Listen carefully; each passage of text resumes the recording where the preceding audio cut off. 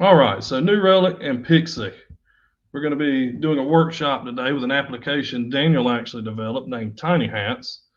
We're going to be launching an EKS cluster inside of Amazon, deploying the New Relic integration into that EKS environment along with the Pixie integration and seeing the observability power that provides. So we're going to click on Start the Workshop here. We're going to go down to Create a Workspace. That's going to be where we begin things, because you should already have everything you need from the introduction section and the start of the workshop section, which is again the 3 tabs of your AWS console, New Relic 1 interface, and this workshop content you see on the screen. So to kick things off, we're going to go into our AWS tab. We're going to search for Cloud9. This is the AWS integrated development environment that we're going to be using throughout this workshop. We're going to click on Cloud9.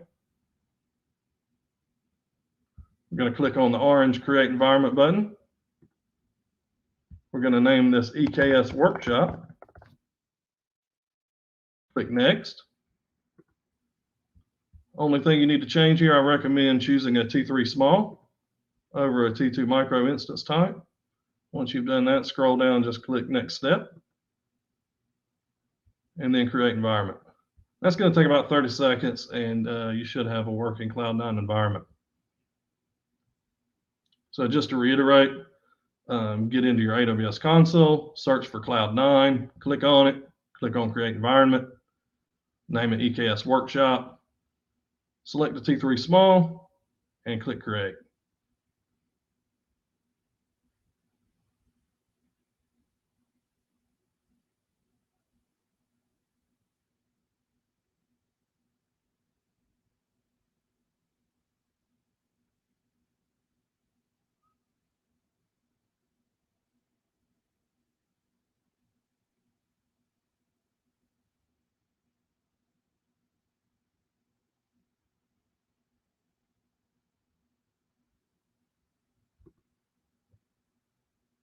All right, mine's up. We'll give everybody about 30 seconds more for theirs to get up.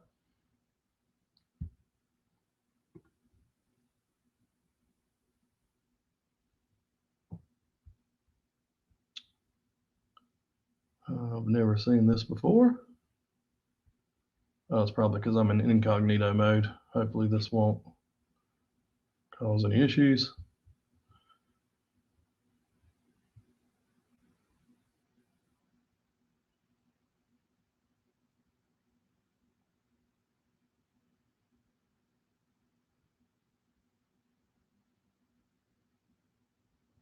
All right, now we're going to make our environment a little more usable. We're going to click the little green plus icon up here next to the Welcome tab. We're going to select New Terminal. We're going to close the Welcome tab. Then we're going to close this bottom pane with a little X on the bottom right so that we have a nice big terminal to work with. So now we have a workspace to work in, so we're going to start working in it. We're going to install our Kubernetes tools. And most of these commands that we're going to be doing in the entire workshop are just copy and paste. So you'll see the little clipboard icon. You can just click it and paste it. If you need to make any modifications to it, I will tell you in advance. Otherwise, it's just a copy paste job. So we're just going to go through this and install all of the Kubernetes tools we need to launch our cluster now. So I'm going to copy the first command, paste it in. This is actually downloading kube control. Now we're going to install the AWS command line tool.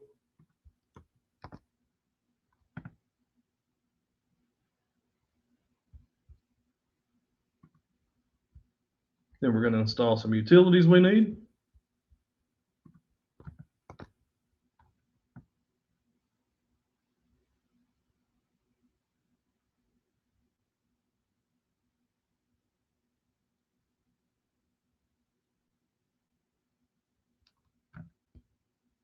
Clear my screen here. Going to install something needed for YQ in our bash RC file. And we're going to make sure all of those commands installed properly. You should see all 4 of them as listed in your executable path if everything went correctly. If not, you can just copy all the commands again. I'm going to set up bash completion for kubectl. And last, we're going to export an environment variable needed by the AWS load balancer. So give everybody about 30 seconds to catch up. I'm going to pop back over to see if there's anything in chat. Nope, nothing in chat. That's good. Again, if you have issues, just paste it in chat and Daniel will be happy to assist.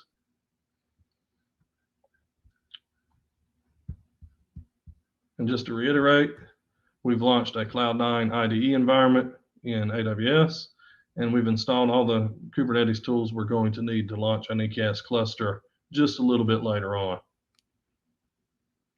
All right, let's move on to the next section. Again, if you get behind, don't worry about it. You'll have plenty of time to catch up in a minute. So anytime you launch a Cloud9 environment, it's going to come with some temporary credentials. We're going to actually create a new role to replace those temporary credentials so that we can create an EKS cluster and manage it. So under the create an IAM role for your workspace section, we're going to click on this top link. That's going to open a tab in Identity and Access Management. You're just going to click Next on the blue buttons at the bottom right until you get to the Create Role button and simply click Create Role. You should have a green success bar up here if that worked for you. If not, close the tab, click the link, and try again. If you've gotten the green bar, you're good to go. You can now close that tab. And now we're going to attach that role to our Cloud9 environment and replace those temporary credentials. So we're going to go back into Cloud9. We're going to click on the little gray circle you see up here at the top right. We're going to click on Manage EC2 Instance. It's going to pop open a tab again. You should see one and only one instance, which is what our Cloud9 environment's running on. You're going to tick the checkbox right next to it. You're going to click on Actions, hover over and click on Security, hover over and click on Modify IAM Role. So again, tick the checkbox, click on Actions, click on Security, click on Modify IAM Role. Should be presented with a drop down. Should have three choices. You're going to choose the role you just created, which is the middle one, EKS Workshop-Admin. You're going to select it and click Save. Once again, if successful, you should get the green success bar at the top. And you can now close out that tab as well. So we've attached the role. Now we need to clean up those temporary credentials I talked about. So first and foremost, we're going to go back into Cloud9. This time we're going to click on the little gear icon that was near the other icon we just clicked on. Top right hand of your screen, click on the Preferences gear icon. That's going to pop open a tab. If you scroll down near the bottom to AWS Settings, we're going to click on that. And we're going to uncheck the AWS Manage Temporary Credentials checkbox. So yours should look like this when done. Again, it's under AWS Settings and then under Credentials. Uncheck that box. Once done, you can close that out. Back to our shell. Going to scroll down here a little bit. Now we're going to manually remove any credentials that are left behind after changing that setting. Simply copy and paste that command. Now we're going to export some environment variables we need for when we spin up our EKS cluster in the next section. Once again, just copy and paste. We're exporting our account ID, our region, and our availability zones. Now we're going to test to make sure the region was set properly. Again, just copy and paste. You should see US West 2 since we're all using the same event engine environment. If not, copy and paste the command above it one more time. Going to do some more region setting here. with the AWS command line tool, you should see the US West 2 echoed again. And then lastly, we're going to validate if everything we just did worked properly. More specifically, the role we attached is actually attached and functional. You should get a message saying IAM role valid. If you get IAM role invalid, you're going to want to start over. You're going to want to go back to create the role, attach the role, and update your settings. I try to do it over again. But if you copied and pasted everything properly, you should wind up where I am, which is IAM role valid. So I'm going to pause there, go back to chat. Nothing in chat. Going to give everybody about just 1 minute to kind of catch up. Again, we are on the update IAM settings section. So we just created a role, attached the role, and then updated the settings in our Cloud9 environment. Give everybody 1 minute, then we'll move on to the last step of setup before we start our EKS cluster, which is creating a CMK key.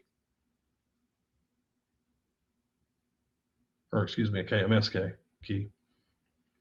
All right, moving on to the next section, we're going to create a KMS key, custom managed key inside of Amazon's key management service. Once again, just copy and pasting 3 commands. And this key is used to spin up your EKS environment. So I copied the first one, which creates the key. Going to copy the second command, which exports that key as an environment variable. And then we're going to, lastly, export that to our bash profile in case you accidentally get disconnected from your Cloud9 environment. You won't have to do this step again. It will automatically import that into your shell. So again, just paste these 3 commands. I'll give everybody just a few more seconds, and then we'll move on to actually launching our cluster.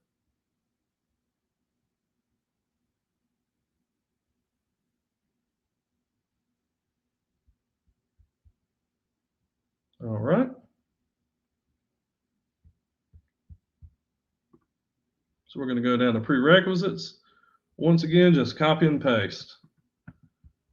We're going to download EKSctl. We're going to check to make sure it installed properly. You should get 0.71.0 echoed back to you. If not, run the download command again.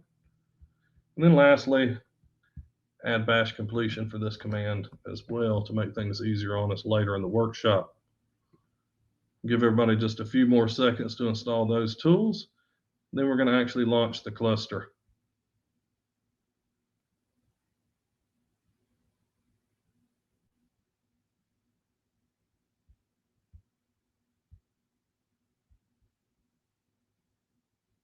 All right. Moving on to launching the cluster. Once again, we're going to copy and paste. This is going to create a YAML file that defines our cluster. And by looking at it, we can see it's going to be named tinyhats.yaml. It's going to launch Kubernetes version 1.20 in 2 availability zones in US West 2. And those 2 instances are going to be of the type T3.2 extra large. So very large instances. There's one thing to note: if you're using Pixie in the real world, it's very RAM dependent. So if you're currently running, say, 16 gigs of RAM in your nodes, we recommend doubling that to give Pixie enough space to do its thing. So we just created our YAML file, and now comes the most time-consuming part of our exercise here. We're going to actually spin up the cluster. This takes approximately 15 to 25 minutes. Sometimes it can take up to 30. But we're going to start that process now. If yours is working, you should see some teal text on your screen like mine that says it's building the cluster and deploying the stack. Once you get to that point, you're good to go. So I'm going to switch back over to our chat now. We've got a question here. Do we know how much resources the Pixie setup consumes? Upping by how much? Could you elaborate? Sure. So the minimum requirement for Pixie is 8 gigs of RAM per node. The recommended is 16 gigs. So as far as exactly how much, it really just depends on your workload, but a minimum requirement of 8 gigs of RAM per node, recommended 16. Based on my experience, I recommend 32. And yes, that is a common issue, is that the Pixie instrumentation, if it runs out of RAM, will constantly churn pods. So yeah, those new Relic pods may fail if you don't have enough extra RAM. 9 times out of 10, that's your issue. All right, so while everybody's clusters are spinning up, I'm going to stop sharing my screen and hand things over to Montse from AWS to give us a presentation on EKS. If I can figure out how to stop sharing my screen. There we go.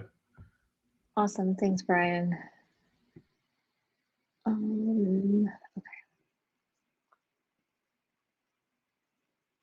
Okay, hopefully you can see my screen now. I can. I hope they can. Okay, awesome. Hey everyone. So like Brian said, I'm Mansi. I'm a partner solutions architect with AWS.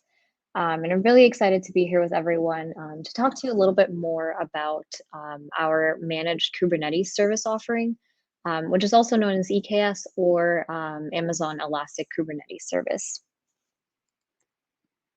So I might be a little bit biased in saying this, but AWS really is the best place to run Kubernetes.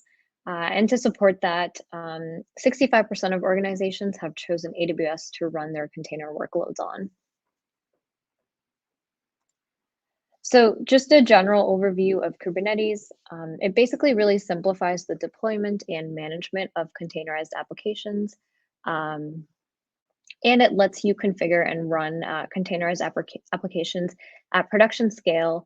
And then it also integrates various drivers to configure things like networking and storage for your applications. So some of the reasons that organizations choose to use Kubernetes is the fact that it has a very vibrant ecosystem, and then also a great community that it's backed up by.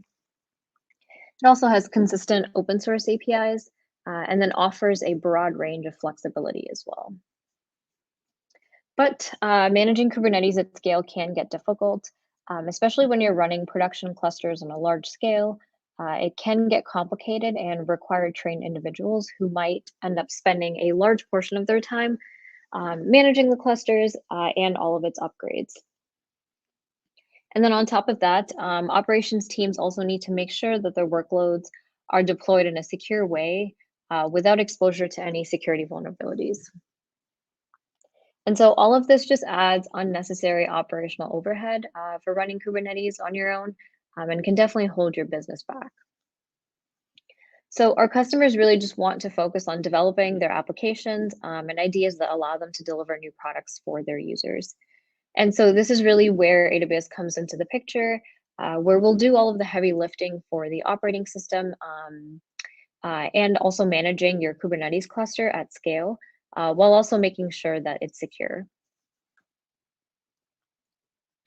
So Amazon EKS provides the flexibility of Kubernetes with the security and resiliency of being an AWS managed service. So as customers move a larger portion of their workloads to Kubernetes, Amazon is meeting our customers' demands by offering EKS. So here's a few key attributes that our customers have come to appreciate about EKS. So first, we don't modify open source Kubernetes. So EKS is fully upstream certified and conformant Kubernetes. And we even backport security fixes to make sure that we're consistent with open source. And then we provide support for upstream versions for a longer period of time. So at the moment, we support up to 4 previous versions of Kubernetes, which really gives our customers sufficient time to roll out upgrades. And then as a part of this, we even backport patches, fixes, and upgrades to Kubernetes versions, even for ones that the community might not currently be supporting. So we also provide a managed Kubernetes experience where we do a lot of the work to select the right Kubernetes version. for you, and then also validate dependencies to provide the security, stability, and operational excellence that our customers really rely on us to deliver. And then, of course, we do our best to reduce the complexity of Kubernetes operations and management. And so what EKS provides is a managed experience with Kubernetes that enables application portability across Kubernetes environments. So while a majority of our customers choose the AWS managed service, we also recognize that customers have specific needs to self-manage Kubernetes on AWS. So we are committed to providing the best experience regardless of how our customers choose to run Kubernetes. And so security has been and will always be job zero at AWS. So we are actively involved in the Kubernetes community to shape the security roadmap of open source Kubernetes. And then we have open source components to simplify the deployment and management of Kubernetes on AWS. And so you can see some of the GitHub links for those open source components that are listed on the slide here. So while we are working at making EKS the best place to run Kubernetes, we heard from our customers that a lot of them have requirements to continue to run their workloads on premises. And we're looking at Kubernetes as a way to provide portability across different environments. And so to accommodate these types of needs, we added a new deployment option to EKS known as EKS Anywhere, which basically enables our customers to deploy Kubernetes workloads on their self-managed hardware and get API consistency with EKS on the cloud. So EKS Anywhere provides the tooling to install, upgrade, and maintain operations for EKS distro clusters. And so EKS Anywhere will minimize the friction for customers when they are eventually ready to move these workloads to EKS that's running on the cloud. So if we look a little bit deeper into EKS distro, AWS basically open sourced the Kubernetes version that Amazon uses for EKS. And so in other words, this is a distribution of Kubernetes that is powered by EKS. And so, for the first time, we're essentially releasing outside of EKS the result of all the work that AWS does to test, certify, and build open source Kubernetes versions when they're released. And so with EKS distro, you're now in a position to standardize on the same Kubernetes distribution available through EKS. So this means that you can manually deploy reliable and secure clusters without continuously testing and tracking Kubernetes updates, dependencies, and security patches. And each EKS distro release follows the EKS process for verifying new Kubernetes versions for compatibility.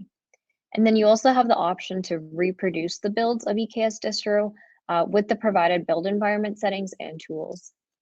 And so with EKS distro, we also provide extended support for Kubernetes versions after community support expires, with updated builds of previous versions, and then also with the latest security patches.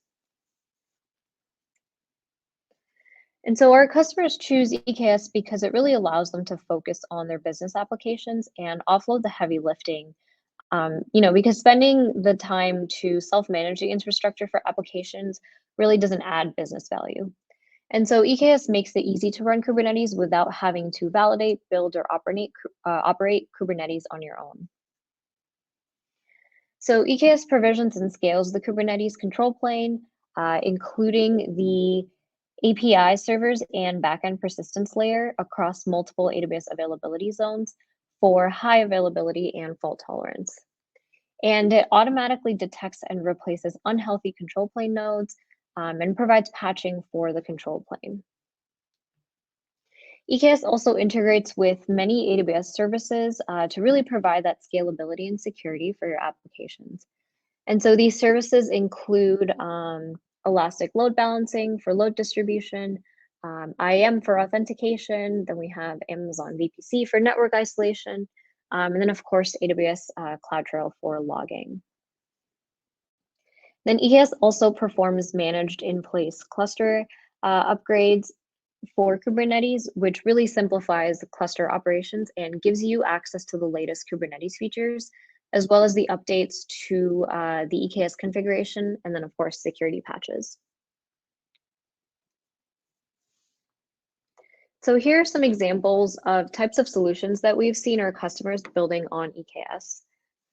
So from modern web or mobile applications that power their products to backend services that power their IT organizations, our customers are really leveraging EKS to deliver a scalable experience to their end users.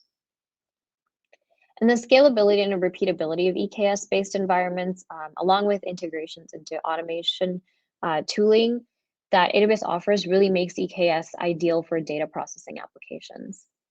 And then, so there are a lot of open source frameworks such as Spark and Kafka that deploy onto Kubernetes and make it easy to process large volumes of data for analytics and machine learning.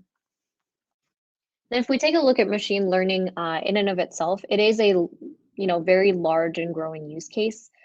So the Kubernetes ecosystem now supports a variety of machine learning frameworks, along with tools to manage the model lifecycle, from model building and distributed model training to model deployment as well. And then EKS also integrates with various other services to automate application delivery and deployment. So CI/CD is a really popular use case where customers are using EKS with their build pipelines and integrating with frameworks like Jenkins and Spinnaker. And then we also have lots of gaming customers who are building their gaming platforms on EKS as well. And then we've also seen quite a few customers that want to further abstract away the infrastructure complexity from their development teams.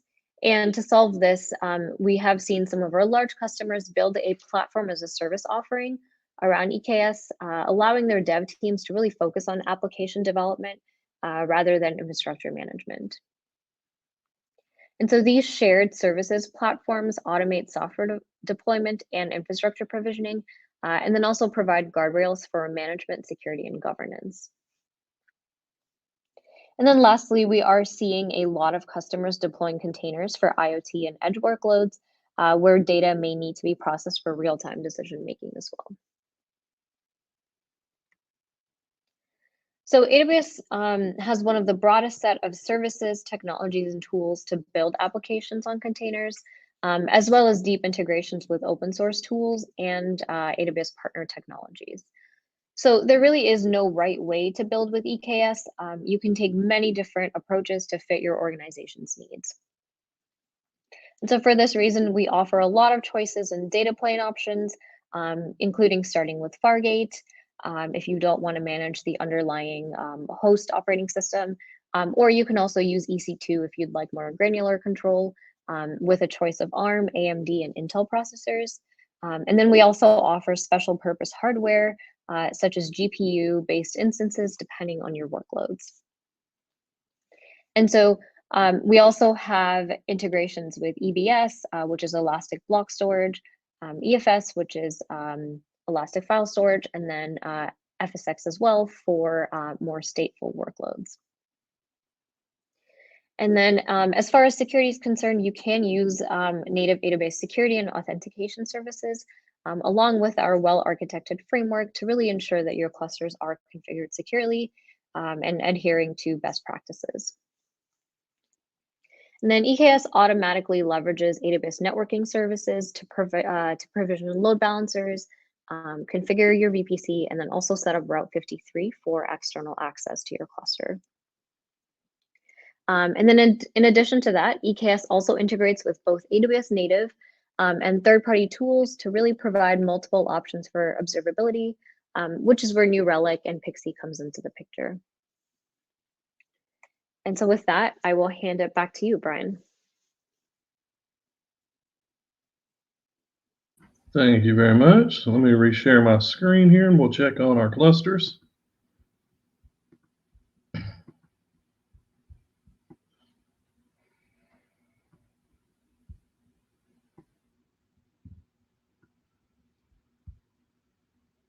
All right, so it looks like good timing. It looks like our node group is now coming up.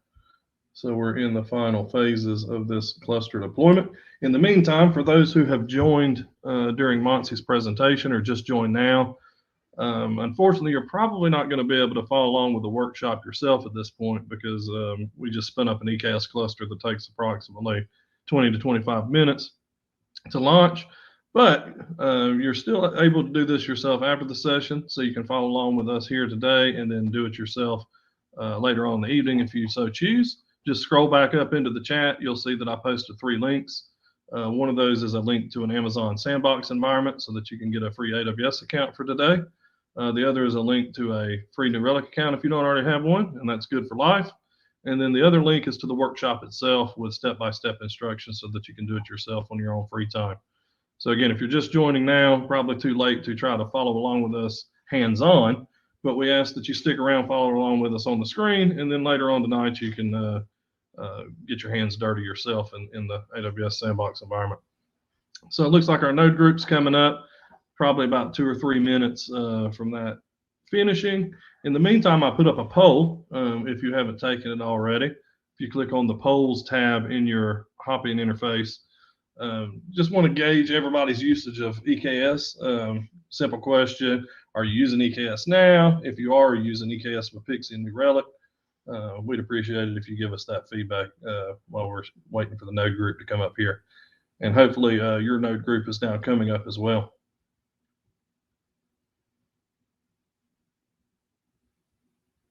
We're going to have to get you to talk a little longer, Monty, in the future. You've gotten too efficient at the presentation. We need about 5 more minutes out of you. Maybe next time you can serenade us with a song or something of that nature. I'll leave it up to you.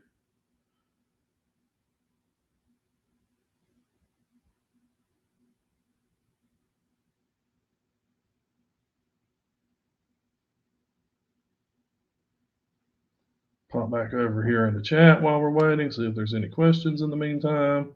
If your node group is not coming up yet, please do let us know in chat because it definitely should be.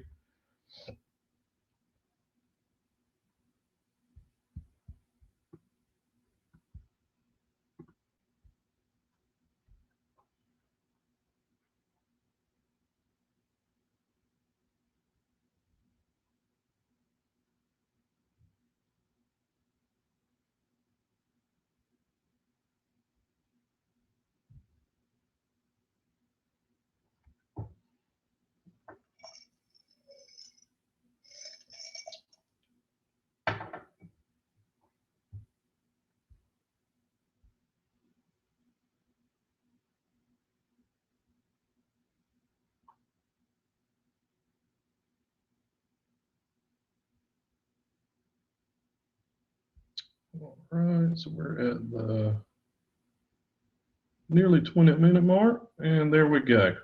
So my node group is up, my cluster is up. We're going to give everybody a couple minutes for theirs to come up. But in the meantime,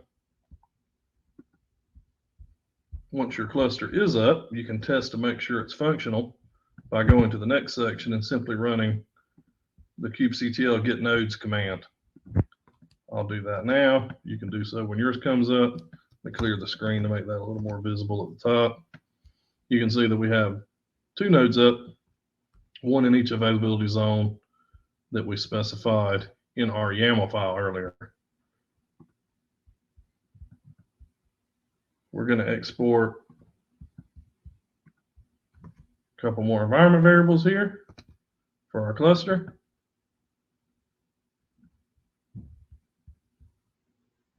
As well as the role name for that cluster. And we also added that to our bash profile so that if you get disconnected from your Cloud9 instance, all of this is going to come back up for you automatically. So again, just going to give 1 to 2 more minutes for everybody else's node groups to come up. I'll check back in on chat now. Again, if you have any issues, please don't hesitate. Post it in chat. We'll try our best to help you.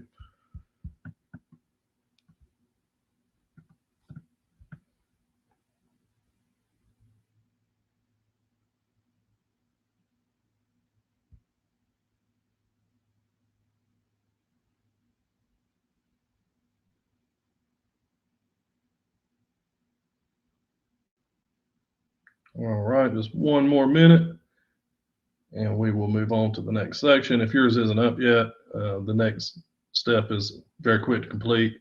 You'll be able to easily catch up in the Helm section. We're going to skip over the console credentials section. You're welcome to do this later on. This provides access to your Kubernetes cluster with the AWS console itself here, rather than just via the command line.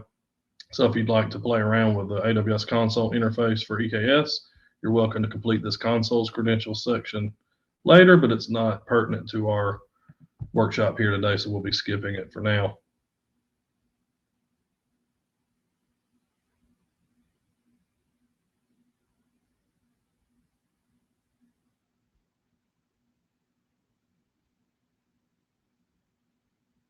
All right, so hopefully most everyone's cluster has come up and you've been able to run the get nodes command to confirm that, and you've exported these environment variables.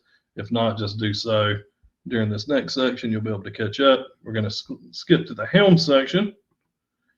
For those not familiar with Helm, it is essentially a package manager for Kubernetes. So if you're familiar with Linux, you're familiar with, or if you're familiar with Red Hat, you're familiar with RPMs. If you're familiar with Ubuntu Linux or Debian Linux, you're familiar with Debian packages. This is essentially the same type of thing, but at the Kubernetes container level. So we're going to use Helm to actually install the new Relic integration and the Pixie integration for EKS. So first we need to install Helm. So we're just going to copy and paste these commands. First one's going to download it. Copy and paste that into our Cloud9 environment. Then we're going to make sure that that worked by running the command itself. You should get the version echoed back to you if everything went properly. If not, just run the download command again. We're going to add a repo, package repo, to make sure Helm is working. Going to search that repo just to make sure that adding that repository worked.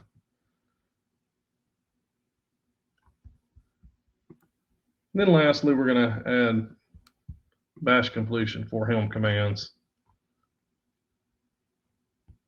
And we are finished. Installing Helm is very quick and very easy. So again, just copy and paste these few commands. You'll have Helm installed. And then we're going to move on to the meat and potatoes of our workshop today, which is New Relic 1 and Pixie.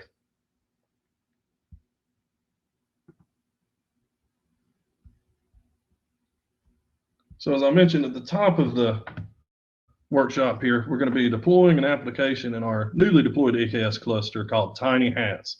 This was written by our friend Daniel, who's in the room today. If anything goes wrong, you can feel free to let him know your displeasure in the chat. But we're going to download and install Tiny Hats to our EKS cluster now. Once again, just copy and paste. The first one's going to download it. Download Tiny Hats into our Cloud9 environment here. Then we're going to install it.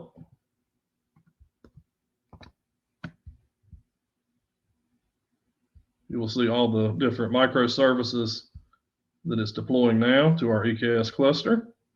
Clear the screen. Then you can run the watch command here to see it spin up. Now, one thing to note about the watch command is it often freezes. So if you don't see any movement within, say, a minute or so, I recommend Control-Cing out of it, running it again. Errors are normal because as certain services depend upon other services that aren't up yet, they're going to error out until those services are available. But within about a minute's time, or maybe a little less, you should see a fully running application.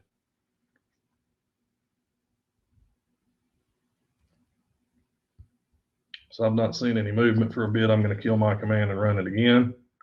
And you can see we're up and running. Tiny Hats has been deployed. So now we're going to run a slightly different command, which is get services. This is going to actually get the services, the microservices, and their endpoints that we just deployed. You should see two external IPs here, one for your front-end service, one for your gateway service. We're going to copy the gateway service here in a minute, and export it as an environment variable. So this is one of these commands you can't simply copy and paste. You're going to have to modify a slight bit. So click the copy to clipboard, paste it into your environment. Well, actually, probably going to need to manually copy and paste it because that adds a return. Copy and paste it. Delete everything after the equal sign. And then copy your gateway service. Make sure you copy the gateway and not the front end. It should be the second one listed. Copy and paste it. Then export that as an environment variable. So once again, manually copy this. Paste it into Cloud9, delete everything up to the equal sign, then copy and paste your gateway service external IP, or in this case URL, and then click enter.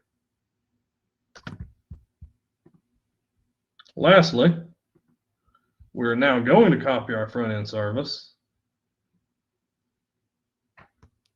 open a new tab, and paste it in. And you should be able to view the Tiny Hats application that you've just launched in all of its glory with Mr. Bob Ross over here in a straw hat. We'll give everybody a couple minutes to catch up. Please do leave this tab open. We're going to be using it multiple times throughout the rest of the workshop. So now you should have 4 tabs open. You should have your Cloud9 environment. You should have the workshop itself open. You should have New Relic 1 open, and then your own personal Tiny Hats website open. We'll give just one more minute for everybody to get caught up, and I'll check on the chat.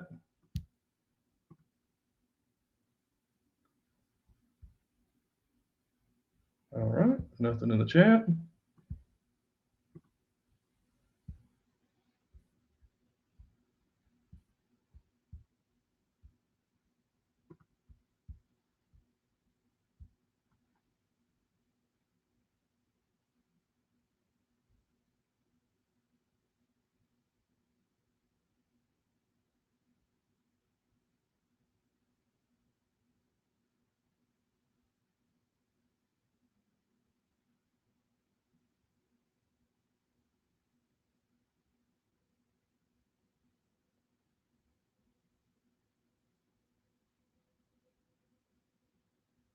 All right, hopefully everybody's getting caught up. We're going to move on to the Deploy New Relic's Kubernetes integration with Pixie section. You can either click on it or click the right orange arrow here to move on. So we're now going to install Pixie. So this is the first time we're going to take advantage of our New Relic tab that we have open. Again, I have mine open in a different browser so that I can easily alt tab between them. But you're going to want to go to your New Relic 1 homepage, either in your own New Relic account or in a free one that you just signed up for. It doesn't matter. You can use your own or you can use a throwaway account. It's up to you. We're going to click on Add More Data. That's the green button at the top right-hand side of your screen. We're going to then click Guided Install. Then going to select Kubernetes. Click on Begin Installation.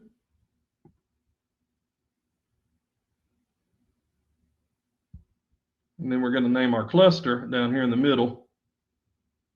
Going to name it Tiny Hats. I'm going to click Continue. Leave everything here default settings.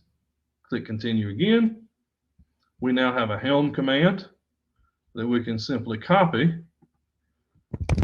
and paste back into our Cloud9 environment.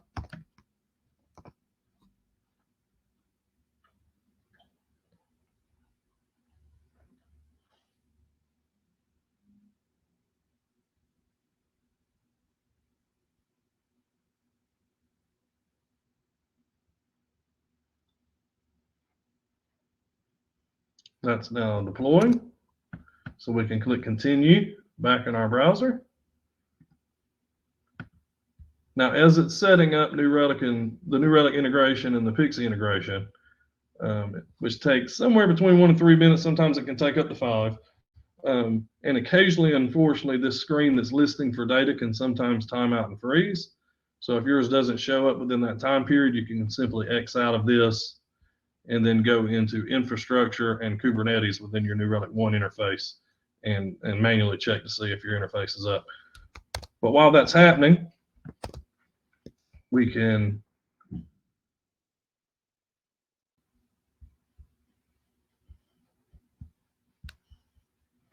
check our pods to get an idea. Oh, I forgot to do the watch.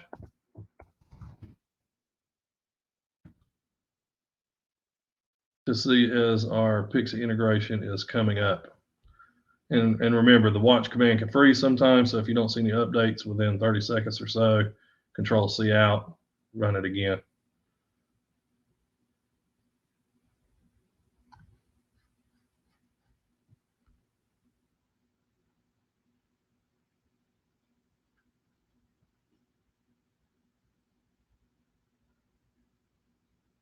We can see that our Pixie nodes are coming up now. They're initializing. The New Relic integration is fully up and running.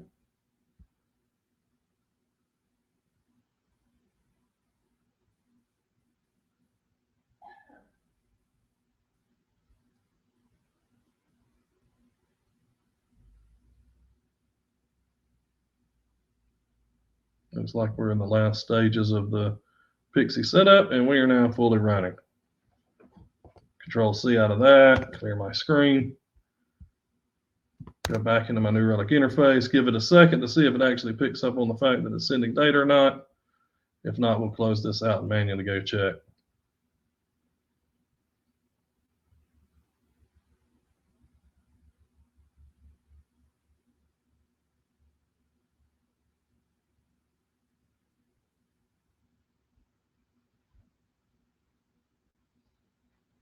If yours succeeds, your continue button will light up green down here. I'm going to go ahead and close out of this one. Go into hover over infrastructure, click on Kubernetes.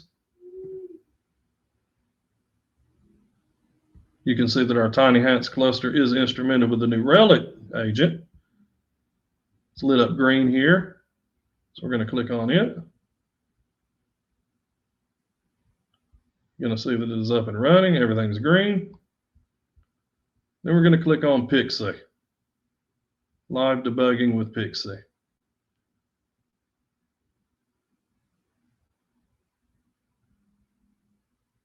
And our cluster is indeed up. So I'll give everybody just a couple of minutes, or maybe 1 minute, to make sure that yours is up and running, give you a chance to get your Pixie up and running. Once again, if the setup screen doesn't light up and give you the continue button, you can X out of it. Simply hover over infrastructure in your New Relic 1 interface, click on Kubernetes, and then click on the name of the Tiny Hats cluster to manually go into the interface you see here. You'll then want to click on Live Debugging with Pixie. And if everything is working properly, you should see something very similar to what I have on my screen. One thing you're definitely going to want to do too is up here in the top right-hand corner, you'll see this likely says since 5 minutes ago. You're going to want to drop down and select 60 minutes.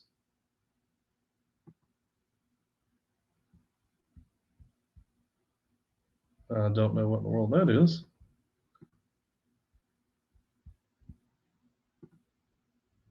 Let's go back into this again. Well, all right, some transient error there. Hopefully you're not seeing that.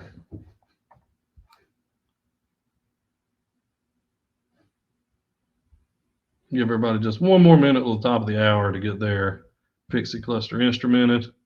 I'll check back in on chat now.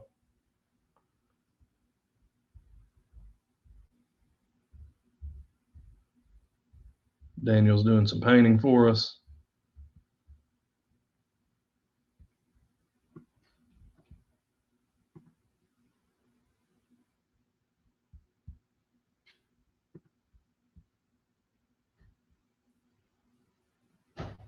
All right, top of the hour. Let's move on. Hopefully everybody's Pixie integration is up and running. If it's not, you can catch up later. Simply follow along with us for now. I'm going to move on to the using Pixie with New Relic 1.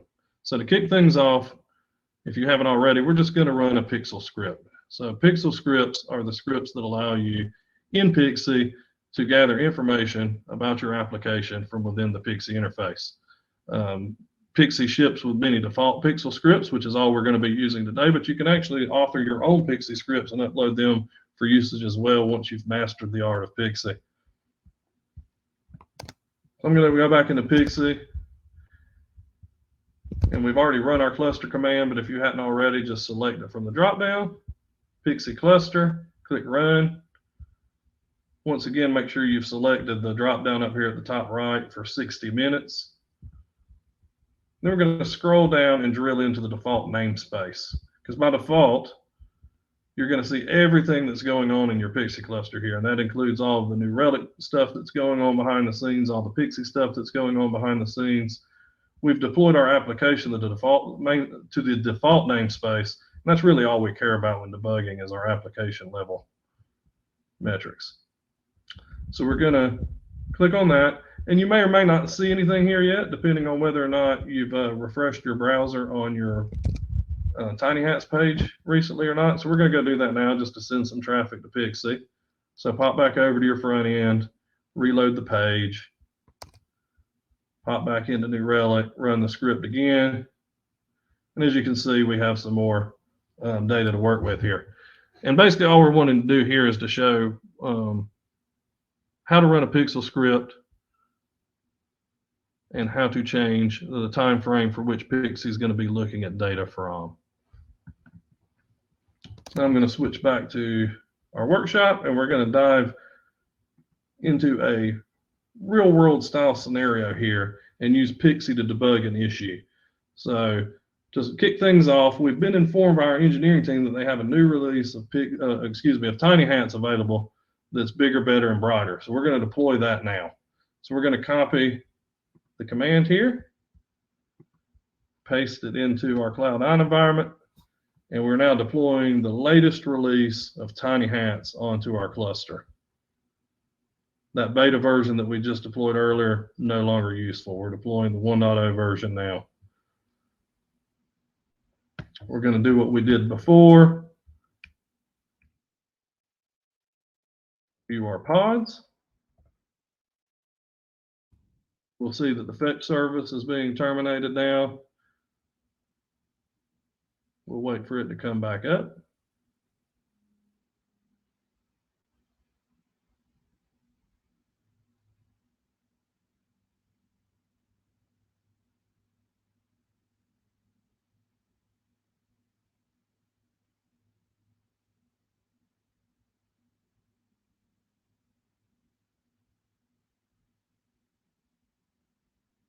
All right, let's see if watch has simply frozen on us again. And it has. As you can see, our new version of Tiny Hats is now up and running.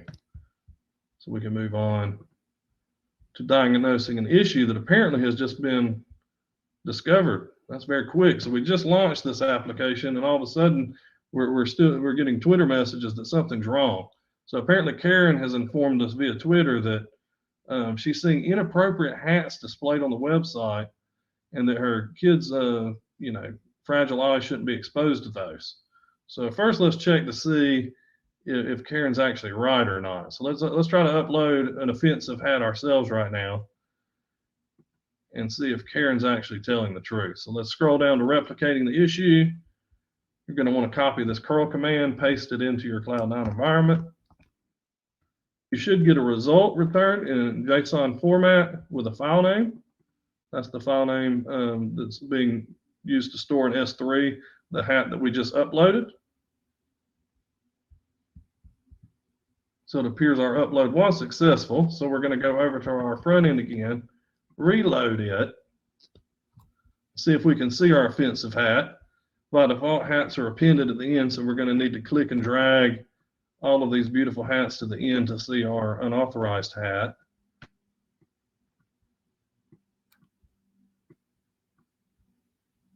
See, Karen, I'm already beginning to think Karen's right because we got a poopy hat here. Let's scroll to the end. Up, and there's the unauthorized hat that we just uploaded. So Karen is correct. There is no moderation taking place on hats being uploaded to our website. So anyone can upload any offensive thing they choose to upload. So we definitely need to get that remedied. But first we need to figure out why it's happening. So we're going to use Pixie to do that. So to get a high level view of what's going on, we're going to start with Pixie cluster. Simply select it from the drop-down box. Click on the default namespace so that we only see information pertaining to our actual application. And we can see from our cluster view here a little bit of what's going on, right? So if we look at the gateway service, which is kind of the center of operations for our microservices here, we can see that it's calling the fetch service, and it's also calling add service, which in turn calls us the upload service.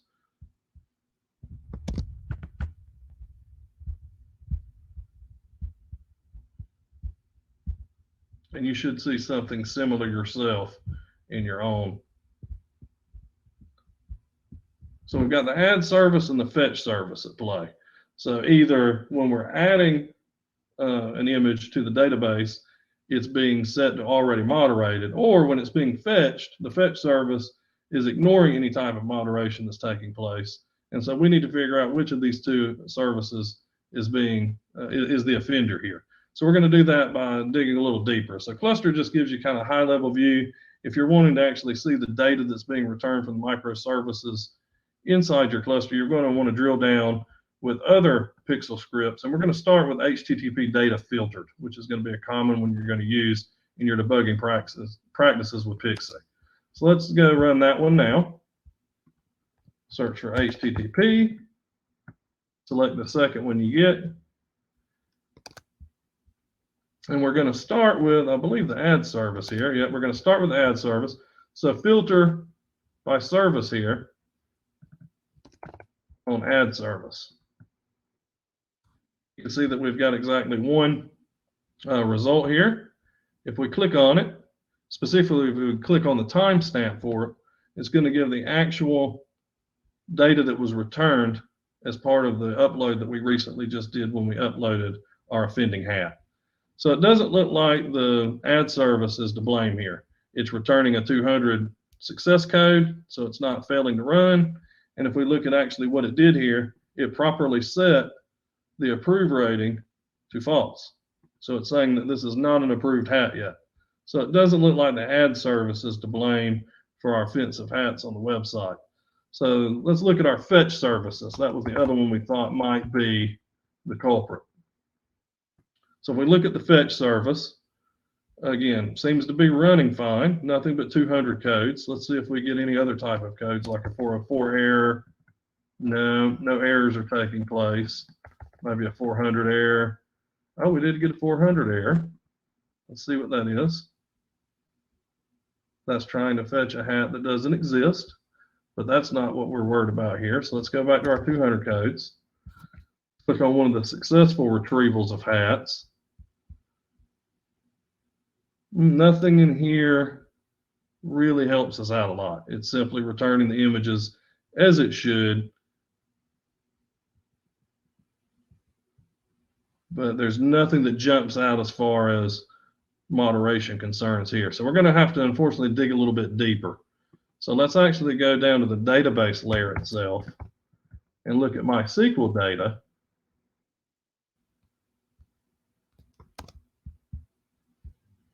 And we're going to filter again, if I can catch up here.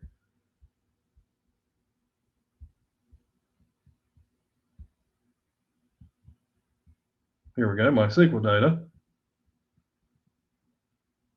And we're going to filter on the fetch service. So if we click on one of these that's from the fetch service, you'll see some of them are from the upload service, but most of them are from the fetch service.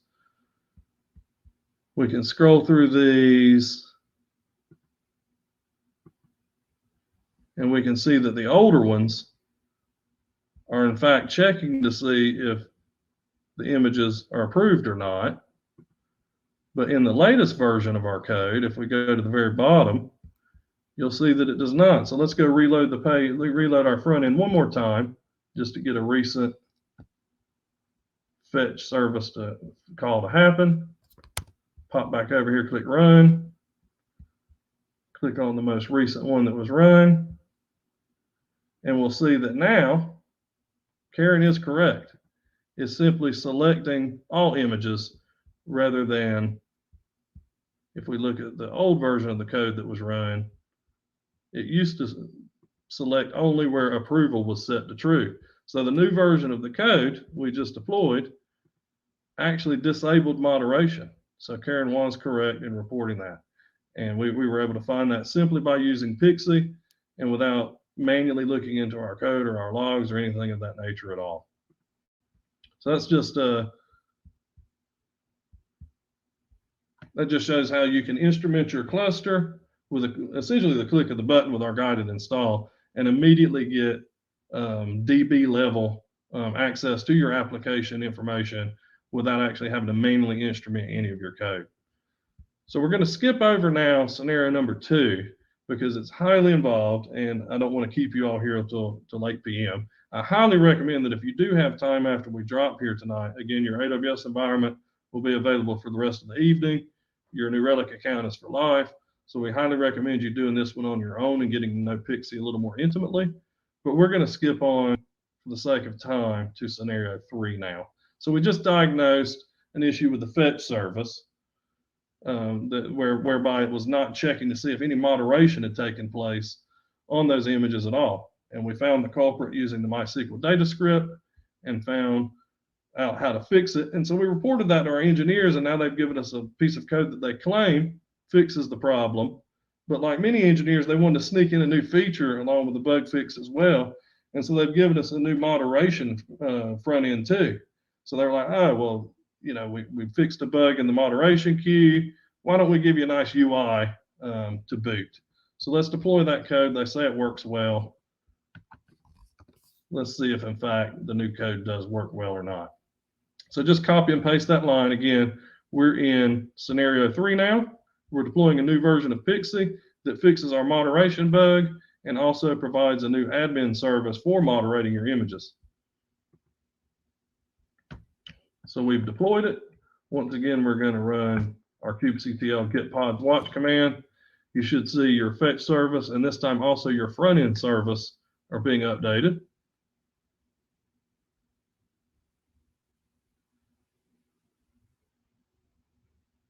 Fetch service is coming down.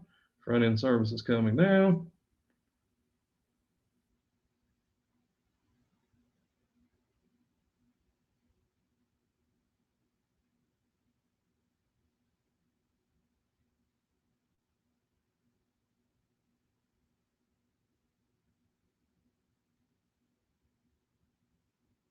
All right, we may have the watch command may have frozen again. Let's clear the screen, run it again. And yes, our application is up and running. Oh boy, looks like somebody's already reported another issue. So Alpha Beta Gamma guy here says that he's proud to be a Tiny Hat tester. Love the work we're doing. Excited for the new preview feature that I just mentioned for the admins to approve or disapprove images. But he says there's a problem with it and that it's loading very slowly. Well, let's give it a try ourselves. We're going to copy all the way here to the slash under replicating the issue. Going to paste that onto our front end URL and log into the admin interface. Okay, it loaded quickly, but there's no content. Let's give it a few more seconds. Okay, that is very slow. Okay, so we have a beach hat that's in the moderation queue, a poop hat that's in the queue that, as we saw before, was being shown even though it hasn't passed moderation. I have a turkey hat and a couple others here. And there's our unauthorized hat that we uploaded earlier. So the moderation queue is working, it's just very slow. Let's see if it was just a caching issue though. Let's reload it one more time.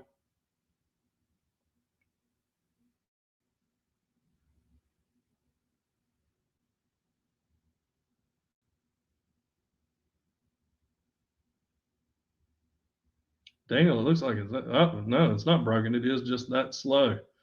So alpha, beta, gamma guy is correct. The interface works, but it is very, very slow. So let's dive into Pixie to see if Pixie can help us figure out why it's slow, where it's slow, and how we might go about fixing it. So we're going to pop back into our Pixie interface. We're going to go back to our cluster view again, just to get a high level view. And once again, click on the default namespace so that we just view what's going on with our application. You can see by the new red bars that in fact something has indeed changed. So the red arrows in Pixie, orange indicates a slight slowdown, red indicates a large slowdown in latency. And if we scroll down here, we can actually see that indeed the front end service is taking 8.6 seconds on average to load. So let's see if we can use Pixie to figure out exactly why that is. So let's use a different script called Pixie Service and run it against our front end service. So search for service.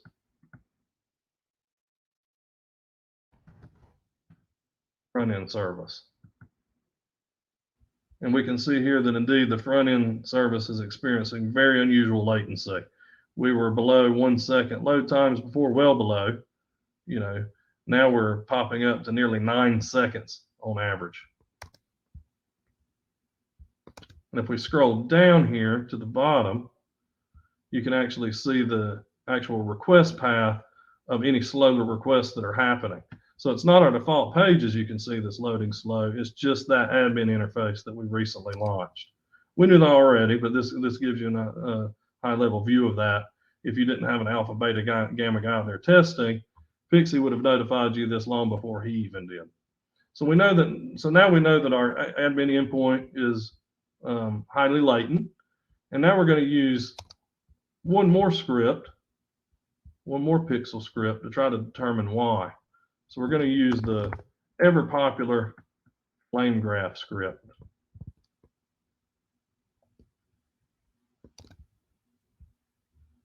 We're going to click into the default namespace again. Actually, we can't click into it here. We have to actually enter it here under namespace. So the flame graph is only representing what's going on with our application and not all of our backend services. And what we can quickly see here, and I'll read it off to you. Where did it go? Where did it go? So the way the flame graph script works, I'll copy so you can see it here. Dark blue squares indicate metadata. So that's your node, your namespace, your pods, containers. Light blue bars are actually your application code, so tiny hats. And then the green bars are actually the kernel code that's being executed. So if we look at the flame graph, it basically goes from top to bottom, is really bottom to top. So as you can see here, the green is your kernel code that's being run. Here's your application code, and here's all of your actual pod information of your Kubernetes cluster. If we key in on the two pods that are running, we've got admin service and we've got manipulation service. If we then look above admin service and look at the actual functions that are running, we can see create sample image, and another SQL query is taking place each and every time this is being run. And based on the width of the column down here for manipulation service, we can see that each time these functions are being run, they're calling the manipulation service. So just very quickly, we can, if we know anything about how our application works, we know that when that admin interface is being loaded, it's calling a manipulation service each and every time for each and every image, rather than caching those images or using existing images created by the manipulation service already. So we can quickly inform our development team that it looks like there's a problem in their code whereby they are calling the manipulation service each time the admin page loads for each image during that on that admin page. So without even having to dig into our code or dig into the SQL data, flame graph can sometimes quickly tell us problems without us even having to dig in even further. So that's flame graph in a nutshell. And that is our workshop in a nutshell. So I hope you've enjoyed being with us today. I know I've enjoyed running this as I always do with you guys. Thanks again for Monty for coming. But in conclusion, just to reiterate what we've done today, we have deployed an application consisting of microservices on top of an EKS cluster that we deployed ourselves as well. We deployed packages using Helm. Specifically, we deployed the Pixie integration and the new Relic integration of EKS with Helm. And then we used New Relic 1 and Pixie to navigate problems that you might see in the real world as you're debugging an application in your production environment. So you can ignore the cleanup section here because you should have been using the Event Engine account in AWS to perform this workshop, so it's going to automatically clean up for you. If you happen to do this in your own AWS account for whatever reason, please do follow those instructions so you won't be billed for your EKS cluster any longer than you need to be. And if you, for some reason, got lost during this exercise, or you'd like to do scenario number 2, or you joined late and you weren't able to start your own EKS cluster, simply leave this website open. Your New Relic account, again, is for life. It's free forever. And the AWS Event Engine is going to be opened the rest of the evening. So feel free to start this workshop again, or feel free to play around with New Relic and EKS in any other way you'd like to do for the rest of the evening. But again, thanks again for joining.